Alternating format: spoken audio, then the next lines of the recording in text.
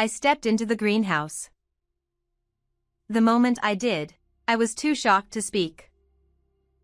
What was inside wasn't a farm. A small table, pipe chairs, and a few cases of beer bottles were laid out, with a mattress spread over them.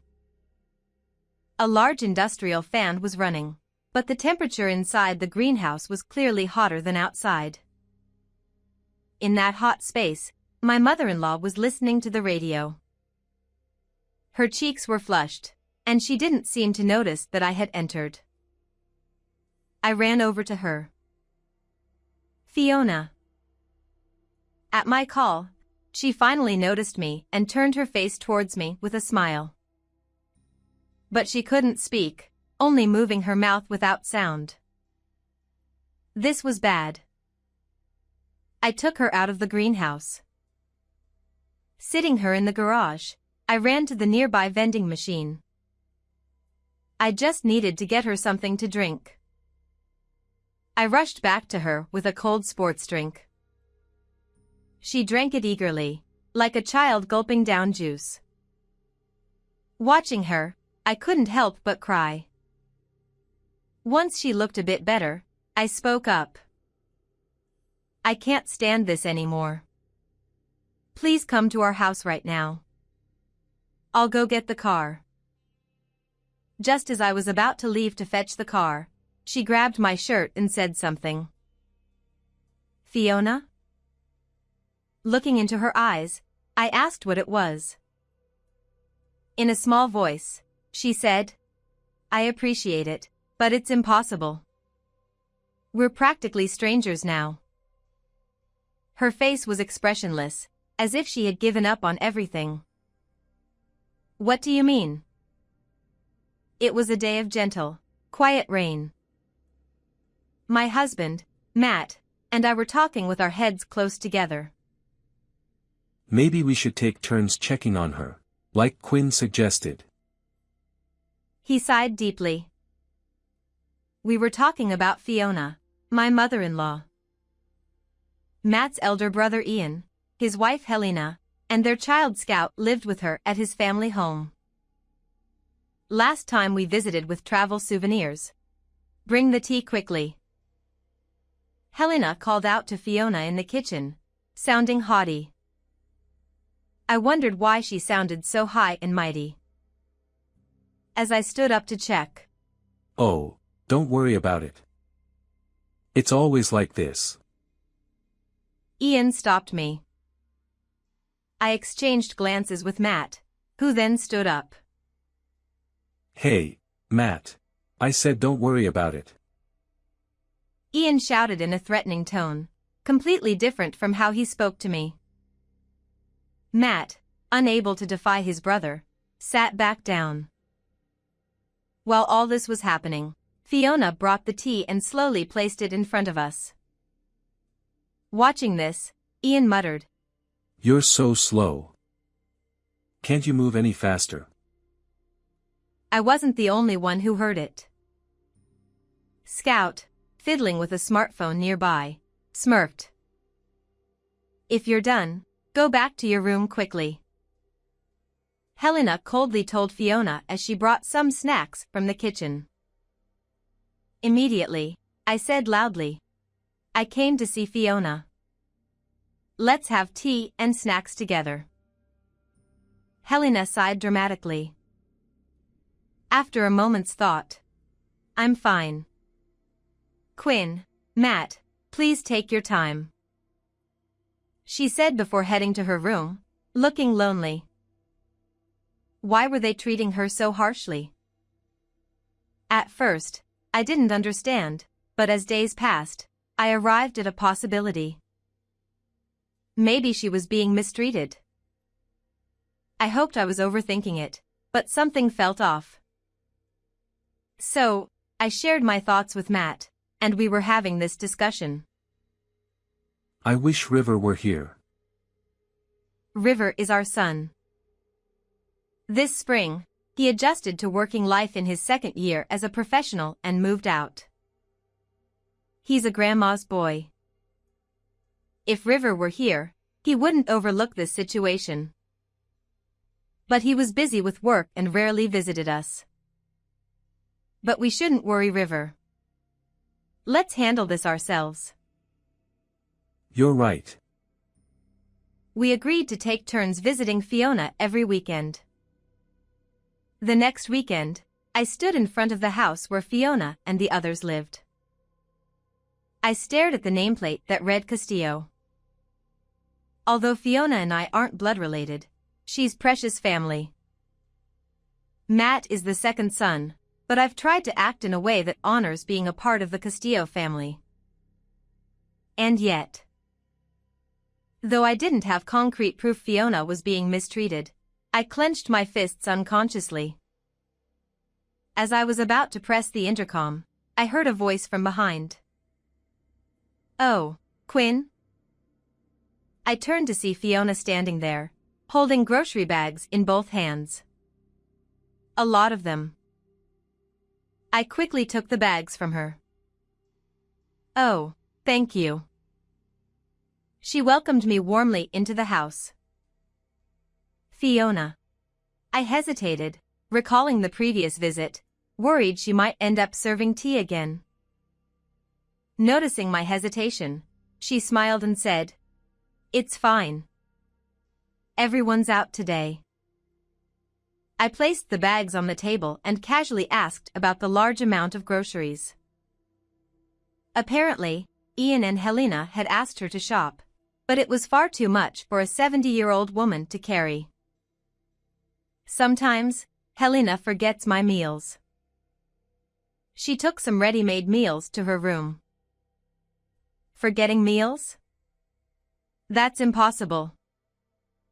When she returned, I pressed her for answers. "I'm used to it. It's more comfortable eating alone in my room." She gave a lonely smile. I thought about taking her back with me, but we live in the neighboring prefecture. I couldn't disregard her feelings, having lived here all her life, and I couldn't make such a decision on my own. I decided to ask Matt to come next week and talk to Fiona together. As I thought about this, evening began to fall. Well, I need to start preparing dinner. I'll get scolded if it's not ready by the time they get back. I understood she was indirectly asking me to leave. Sorry. I apologized for not being able to help and for taking up her time, then headed home. When I got home, I reported today's events to Matt. We can't jump to conclusions about Ian and Helena's behavior based only on Mom's words. I was disappointed by his ambiguous response, but it was true that I hadn't seen Ian and Helena's behavior today. Matt was scheduled to visit next weekend, and I decided to accompany him. "I'll go with you next week. If they mistreat her even a little, I want to bring Fiona here." I looked at Matt intently. All right. If you think so, we'll talk to Ian on the spot. Conceding to my pressure, Matt quickly finished his meal and started watching TV in the living room. He knew that saying anything unnecessary would lead to trouble for himself. "Honestly, you're only sensitive about things like this," I muttered as I watched his back while he watched the baseball game. The next weekend came. I planned to go with Matt to see Fiona, but a problem arose at work. I was stuck dealing with it, so I ended up leaving it to Matt alone. "Make sure you handle this properly." Before leaving for work on my day off, I urged Matt, but I still felt uneasy. "Would it be okay? I'm really sorry for making you work on your day off. I can handle the rest alone." Noticing my restlessness, the colleague who caused the trouble spoke up. It was past 3 p.m. Going home now would only make me more anxious. "I'm sorry for making you worry. Let's finish up together." I wanted to focus on work now. Relieved, my colleague bowed her head. After finishing the task together, I returned home to find Matt waiting with dinner prepared. "How did it go?" I asked as soon as I saw Matt. Let's talk over dinner. He began heating up the soup. According to him, Ian and Helena were home today. My mother-in-law was initially talking with us, but then my brother-in-law suddenly shouted at her. How long are you planning to stay? Get back to your room already. My husband was shocked, but my mother-in-law obediently followed his orders. You can't just shout at someone for no reason. My husband looked uneasy. Since childhood, my brother-in-law had been hot-tempered, and my husband seemed unable to stand up to him. But this was too much. I'll go talk to him next week. As I stood up, unable to contain myself, my husband said something unbelievable. Next week isn't good for me. It was my turn to go next week, so I didn't need my husband to accompany me. I'll go alone. If my husband couldn't confront his brother, I would talk to him directly. Even my brother-in-law would have some reservations with me. But my husband was indecisive. I'm not feeling well either. Please, don't rush in alone. This was the first I heard of him feeling unwell. I stared into his eyes, but he quickly looked away. Let's wait until my health improves and I can arrange things. He mumbled and quickly finished his meal before heading to the bath. What was going on? His own mother was being mistreated. But there might be complexities in the sibling or parent-child relationships that I didn't understand. If I intervened rashly, it might make things worse for my mother-in-law. So, with a feeling of unease, I decided to wait until my husband's health improved. A month later, I decided to take a longer summer holiday using my paid leave. Since that day, things had been awkward between my husband and me. I called my mother-in-law several times, and she reassured me that she was fine, but I couldn't help worrying. On the first day of the holiday, I confirmed that my husband had left for work and got into my car. It should be okay if I just check from the outside. Throughout the month, I couldn't stop thinking about my mother-in-law. I decided not to meet her face to face but to drive by her house to see how things were. With that in mind, I set off. 2 hours later, I arrived at a supermarket near my in-laws' house and decided to walk from there. The August sun was scorching, and sweat quickly covered my body. Although this rural area was cooler than the city, it was still hot. By the time I reached my in-laws' house, I was exhausted. I should have bought a drink at the supermarket. I decided to tell them I happened to be nearby and asked to be let in, worrying more about my own condition. I rang the doorbell, but there was no response. Maybe they were out? I went to check if my brother-in-law's car was in the garage at the back of the house. There was a field behind the house, so it was possible my mother-in-law or Helena were working there. The garage was empty, and my brother-in-law's car wasn't there. But something else caught my eye. Has this greenhouse always been this clean? The greenhouse next to the garage, which had been unused and tattered, seemed to have new plastic covering it. I peered inside and saw a figure. My mother-in-law or Helena must be inside. I found the entrance and stepped into the greenhouse. I was speechless at what I saw. Inside was not a field but a small table, folding chairs, crates of beer bottles, and a mattress. A large industrial fan was blowing hot air around, making it even hotter inside than outside. My mother-in-law was listening to the radio, her cheeks flushed, unaware of my presence. What an unusual sight. I rushed over to her. Fiona. She finally noticed me, smiled, but only moved her mouth without making a sound. This is bad. I led her out of the greenhouse and sat her in the garage, then ran to the nearest vending machine. My thirst didn't matter. I needed to get her something to drink. Panting, I returned with a cold sports drink and gave it to her. She gulped it down like a child drinking juice. Watching her, tears welled up in my eyes.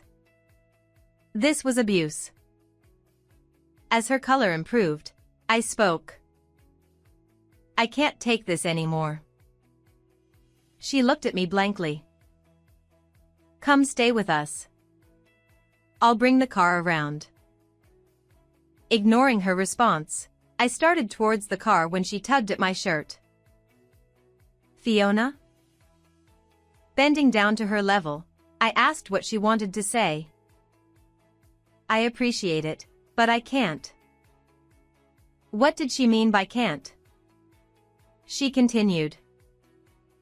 We're no longer family. Her expression was one of complete resignation. What do you mean? At that moment, a loud horn blared. Turning towards the sound, I saw a car with its headlights on high beam, even though it wasn't night. I helped my mother-in-law move out of the way as the car reversed aggressively into the garage.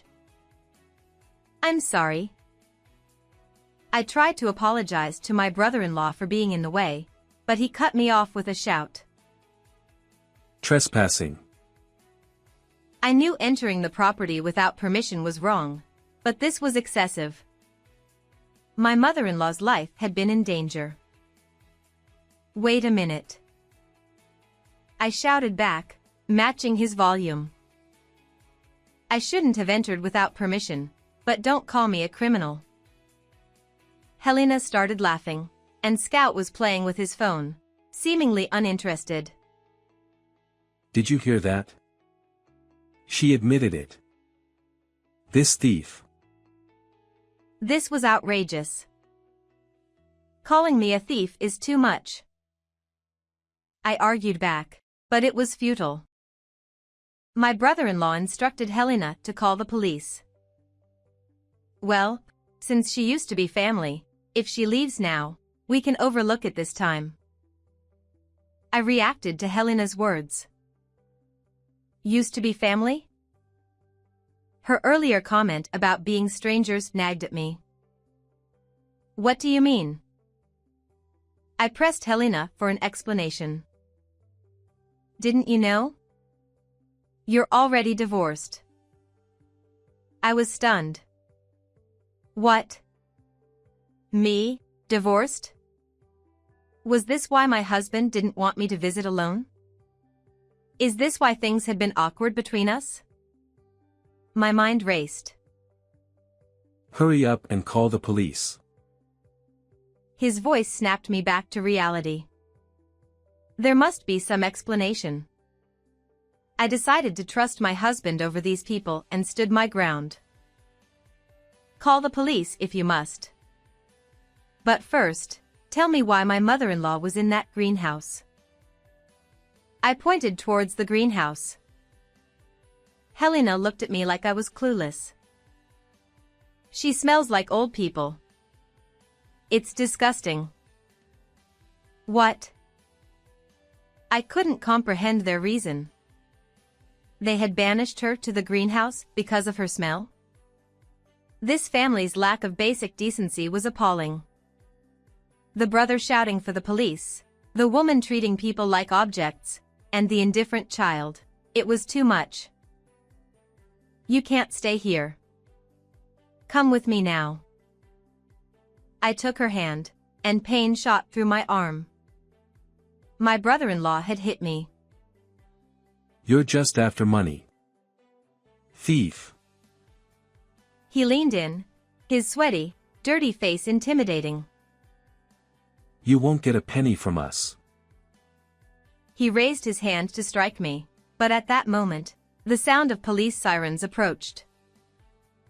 When he saw the police car parked in front of the house, My brother-in-law suddenly became flustered. Who called them?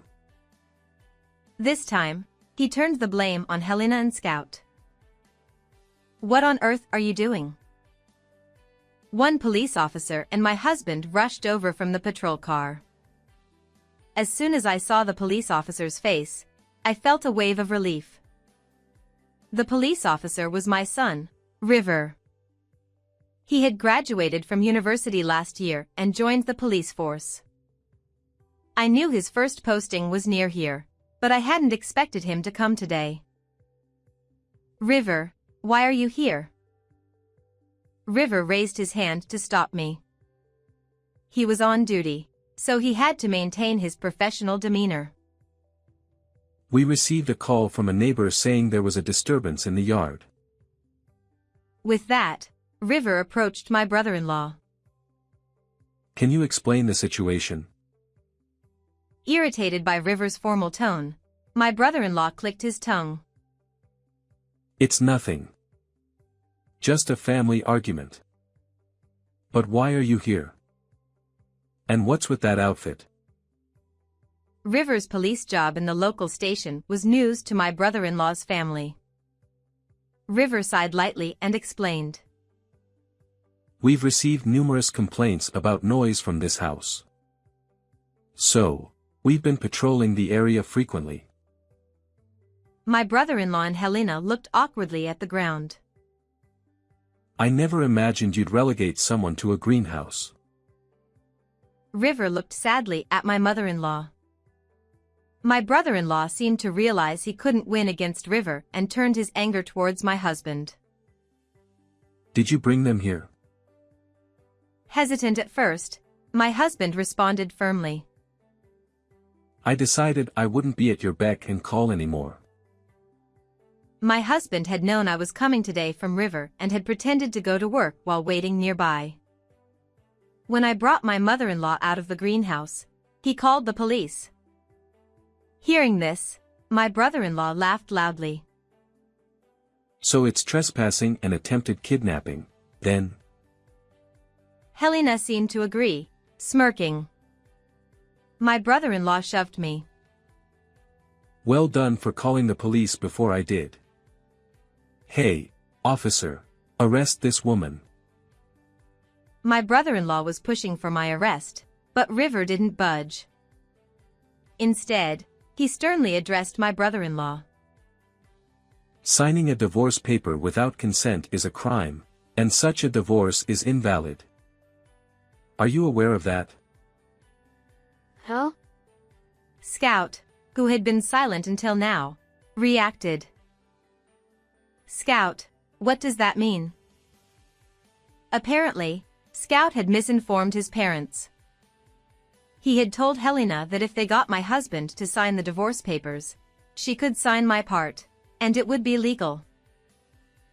I've already contacted a lawyer. To my brother-in-law's dumbfounded family, River added. Also, you put an elderly person in serious danger. We will be taking her into protective custody. River said this officially, then helped my mother-in-law back to the patrol car. My husband and I followed, leaving my brother-in-law's family standing in shock. My husband spoke cheerfully while holding a beer. I've never been more proud of River than that day. River, looking bashful, sat next to my smiling mother-in-law. After leaving the police station, we took my mother-in-law home, and the three of us now live happily together. Today, River visited us, and my mother-in-law prepared a feast. I was really worried about how things would turn out. After the incident, my brother-in-law faced charges for forging divorce papers and abusing my mother-in-law, which made the news. Helena and Scout disappeared to avoid the media, and we don't know where they are now. River manages their vacant house. My mother-in-law regained her health after moving in with us and started a vegetable garden. The dishes made from her homegrown vegetables are exceptional. Fiona, please teach me how to cook sometime. I wish you had taught her while I was still living here. We laughed together, enjoying our happy time. I do miss the days when everyone gathered. My mother-in-law reminisced about the past when my father-in-law was alive. She would cook while River and Scout played video games, and the rest of us enjoyed drinks and conversation. It was a nostalgic memory for her. No one understood why my brother-in-law's family changed, but their actions towards my mother-in-law were unforgivable. I took a swig of my beer, hoping that one day I might forgive them while savoring the precious moments with my family. How did you like today's story? Don't forget to subscribe to our channel. See you in the next video.